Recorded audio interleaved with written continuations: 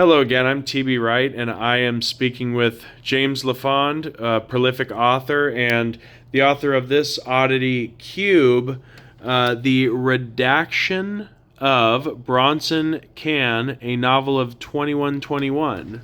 What are we working with here? Well, in the Sunset Saga, I had the time frame where everybody was genetically engineered being the 2200s. Mm-hmm. So I decided to do a standalone novel in an intermediate session where it was just celebrities and entertainers that were essentially created by corporations. Mm-hmm. And I Genetically, correct? Like the modification? and I have them Or in a lab? Like, yeah. in the future. The world, professional wrestling company, which I think has more money than the NFL. Mm-hmm. Okay, they get the rights to the DNA of 1970s action movie stars because everybody's bored with just like the genetically engineered perfect freak. They want like a real person to root for, and you don't have cool movie stars anymore. They're kind of robotic compared to guys like Charles Bronson and James Caan. Mm-hmm. So Bronson Caan is a combination of the genetics of Charles Bronson and James Caan. Mm-hmm. He's the world cube fighting light heavyweight champion. Mm-hmm. And he's the good guy. Yeah. He's not the bad guy. Okay, and I wanted to write, so this is really based on Rollerball. Mm-hmm. Okay, right. Which is my favorite movie, and most people can't stand it. Wow. Okay, so I've never seen it actually. So I think it's the best science fiction movie ever. Was it? Yeah. Absolutely. Keep going. Yeah. So this is about. It's a similar theme to Rollerball, where an athlete, Oh, it's like a gladiator type thing, he's correct? an athlete icon that serves the corporate interest of keeping the people distracted, being involved in the sport. But then he comes to a moral question: Is he going to step aside and play a role, or is he going to be him? Mm-hmm. And he decides to be him on behalf of another person, which was, in Rollerball, he just was going to be him to be him. Mm-hmm. Okay, but in this, he decides to go against the corporation for the benefit of a lowly functionary. Okay, that gets ground up by the machine. Yeah. And he rebels against his parent corporation, which really birthed him. Mm-hmm. So he is, it's basically about, his last two fights, like what goes wrong and how he ends up becoming a hero even more of a hero to the people, but a total pariah to the system. Mm-hmm. Yeah. So he's, my goal was to write a hero that was a combat athlete. I wrote myself as the black corner man. Okay, so I had fun there. Okay. You're like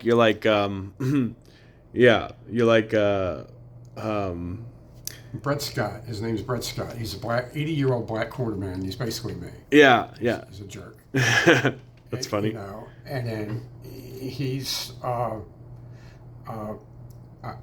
when Len was editing this, she wrote me and she said, "I love him," about Cube. Yeah. She said, "This is the character, the perfect hero for a woman, the perfect masculine hero for a woman." Oh, she said, "I love cool. him."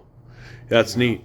So I was gonna say that's when I knew that I actually, my only purpose was really to get a hero that women would love, that was a combat hero, and he was not morally perfect. He was basically a guy that was engineered to be, so that was not your celebrity. You didn't intend for that, but you happened to hit it. Yeah. Oh, that was my intention. My whole goal, because the story was pretty simple. It wrote itself in my mind in an instant. My whole goal was to write a masculine hero that's unapologetically masculine that women would really like. Okay, so you succeeded. Yeah. I at least succeeded with her. Yeah. So I was gonna say you're like I slipped the name. I couldn't think of it because maybe I'm turned the corner into old dumb. But you're like Alfred Hitchcock. You put yourself in your books. Like he put himself in his movies. Well, I had fun being. Brett Scott was a fun character. Yeah, absolutely. Yeah. And so it's a combination of like. How do you do these character amalgams where you're like where it's like a couple of characters? Like, how do you remain consistency without like falling out, like coloring outside of the lines? Because at one moment you're LaFond, you're an analog of yourself. The next moment you're an analog of like the janitor that you knew at the supermarket. So how do you do it to where there's consistency in the character and how he conducts himself? Okay, so one method is, let's see, I'm going to do Brett Scott, who's a jerk, goof off. He's like a version of me if I had a personality. Yeah. Just trying to sound like Richard Pryor, okay? Mm-hmm.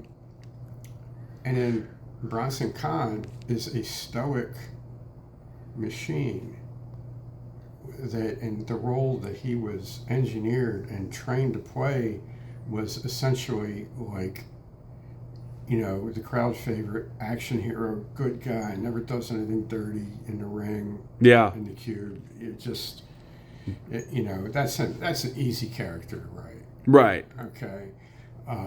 They're both easy characters to write. I can swing back and forth before them easily.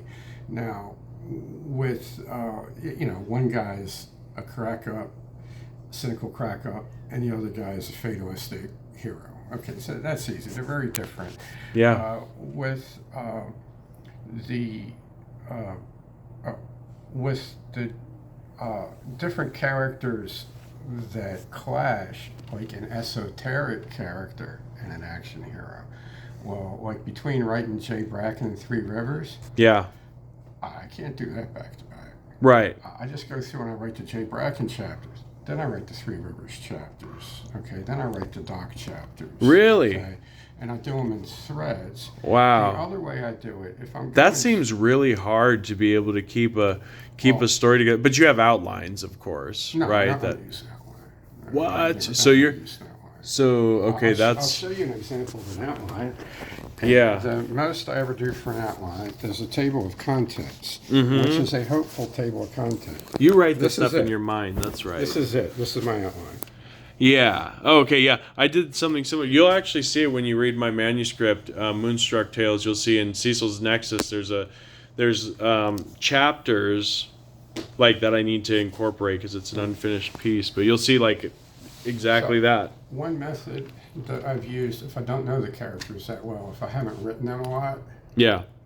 I would write a character like the Neanderthal shaman.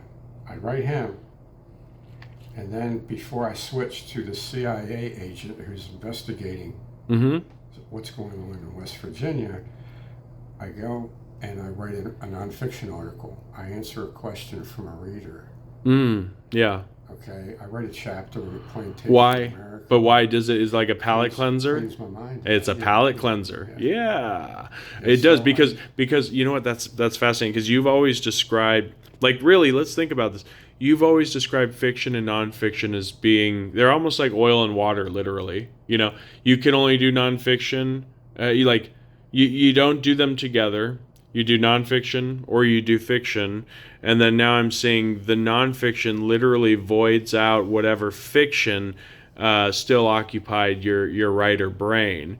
Now you can then you could introduce a new setup or get up with a new character in mind, What right? I like to do now in my decline is when I wake up in the morning, write a chapter in a novel, Yeah. then rest my eyes, and then in the afternoon, write a chapter in a history book or write an article. Okay. Yeah. And then if my eyes are doing really good, I might do more history or another article in the evening. Okay. I used to just sit I down thought and you. write 3 chapters in one day.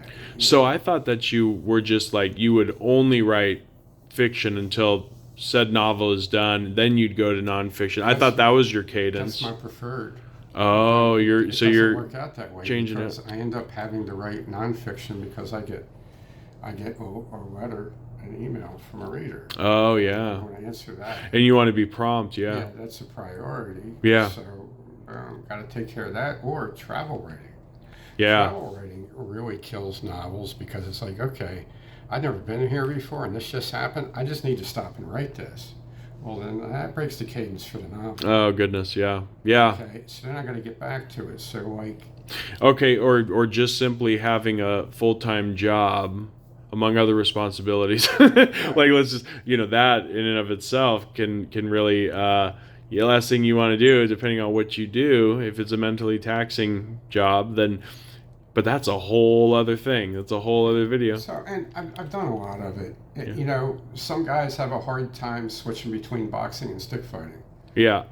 No, look, I've had 687 stick fights and 30 boxing matches, and I've done thousands of hours of sparring in both of them. Yeah.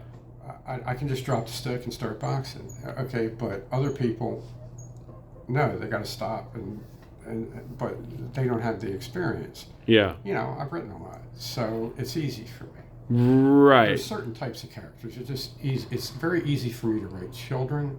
Yeah. It's very easy for me to write violent people. Yeah. And it's also easy for me to write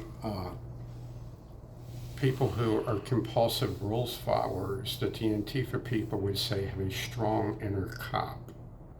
Okay. Okay, it's very easy for me to write that because I spent 38 Are they years stoic or no? Or are they they're just sleazy following the or rule. what? They're- no, Oh, they're they're just- rule They're followers. just following the rules. So because they like don't wanna get your fired. stormtroopers and your like whatever like the The grocery store manager. Yeah. Anybody, a yes clerk. an doctor. NPC yeah Right. It's very. I've been that NPC for countless hours. For most of my life, I was an NPC. yeah. But you flew under the radar, and I'm sure there were elements of it that possibly contributed to your writing, right? I put on my NPC face and say, "Yes, sir." What kind Write a of book in food your today, head sir?" while you're doing it. Yeah. You know, so there's certain types of characters. It's very easy for me to write. Yeah. It's easy for me to write action. I've had so many fights and done so much sparring that I never plan a fight. Yeah. I just write. I was like, okay, yeah, he's probably going to throw an overhand right. Yeah. Okay. So by the time you reached Cube, you you some of these characters just came out like they just kind of flowed, pretty easy because you've encountered those archetypes before. Yeah, and what's different, the fighters are easy. Okay? Yeah. So I got into the weapon fighting for the purpose of writing. Yeah. Of writing history, of researching history and the way men used to fight with with weapons historically. Yeah. That's why I got into it. Where I got into boxing so I could get better at taking a beating and not say uncle. Yeah. Right. Okay. What amazes me is how many different ways you're able to describe death or a mauling, Yeah,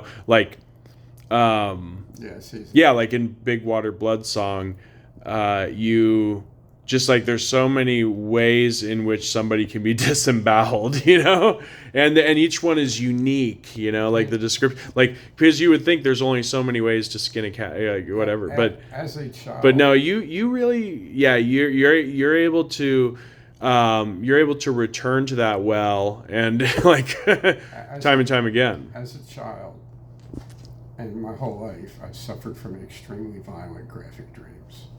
Oh goodness, yeah. Okay, reoccurring violent dreams when I was a child. When I was an adolescent... Do you still?